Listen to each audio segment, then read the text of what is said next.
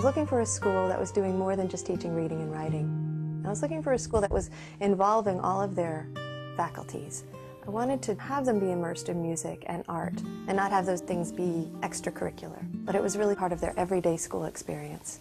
I could take this really fascinating history class and take this really cool biology class and do ceramics, and I'll get to do blacksmithing later. The people at Waldorf really seem to think about it from the ground up. You know, what is a child? What is a child's mind like? Waldorf actually encourages you to think about everything you're doing. One of the first pieces of paper that my mom ever showed me about the Waldorf school when I was 12 said, Waldorf, educating the mind, body, and soul. And, you know, I was 12 and I thought, what does that mean, right?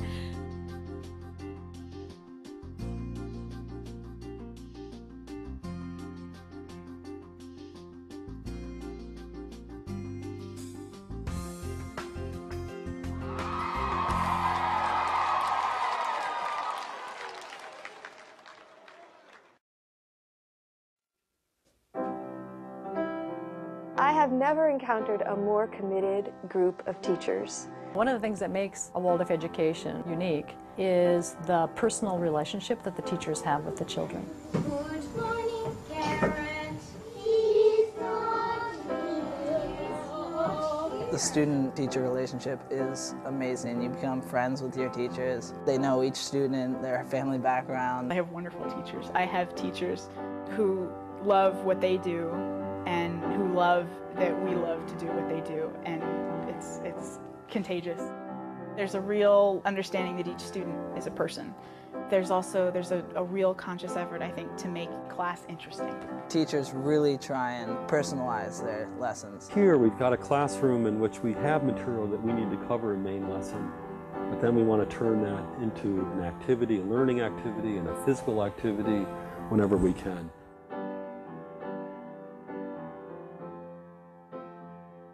Waldorf is taking all the different aspects of a growing human being and educating all of those pieces to create one whole integrated human being. One experience that's pivotal in the high school in terms of math and science has been the 10th grade project. The project is their chance to work together as a class, designing, implementing, and building some real-world project. Last year, the 10th grade drew on their experiences in geometry and physics and studying the history of invention. And over the course of a couple of days of arguing and discussing and sketching and planning, they designed this pyramid. And they formed the tetrahedrons out of solid wood in the wood shop. And they cut and bent and drilled and finished the copper brackets that connect those tetrahedrons. They made forms to cast the spheres out of ceramics, which they then hand finished and fired and glazed and fired, that whole process. And then they all came together to do the final assembly and placement. And I think that, for me, was, in a nutshell, all of the Waldorf threads coming together. So they took their skills and their imagination and their academic learning and put it together into a cooperative planning and production process, and they made something beautiful. The importance and vitality of the arts is really recognized and valued in Waldorf education.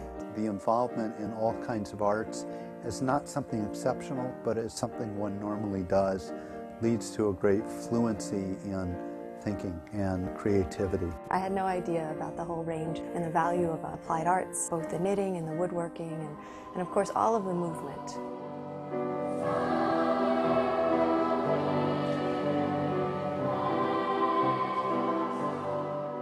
Music starts from the very, very first day with the very smallest children and singing. The teachers sing them from activity to activity. Sing to your desk. Ready? As they move up into the grades, they're introduced to a wooden flute. It's on a 5-note scale called a pentatonic scale. Now play with me.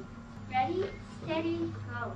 In 3rd grade, they're introduced to strings. So they're starting to play violin right now.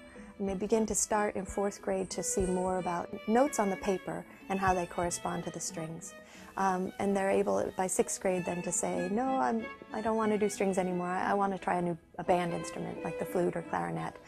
And so in 6th grade, a separate band starts. And they're doing choral music as well, which gets quite complex. And they're learning sight reading with music and taking various parts and learning where their voices land.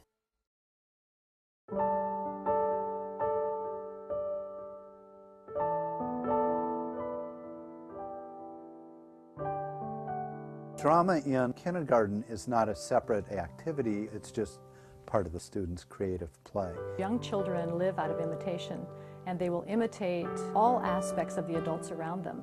So we provide an environment that's beautiful, that's wholesome, that's filled with a lot of rhythm. The toys that they play with are unformed. You know, a piece of wood can become many, many things.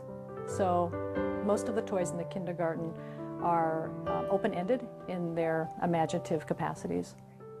In the grades, each grade does a class play, and that is carefully chosen by the teacher to help the student develop with their temperament. Shall we sing a song together?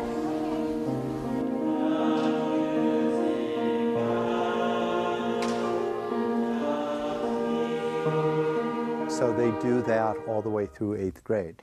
In high school, the plays become more about acting the way adults act.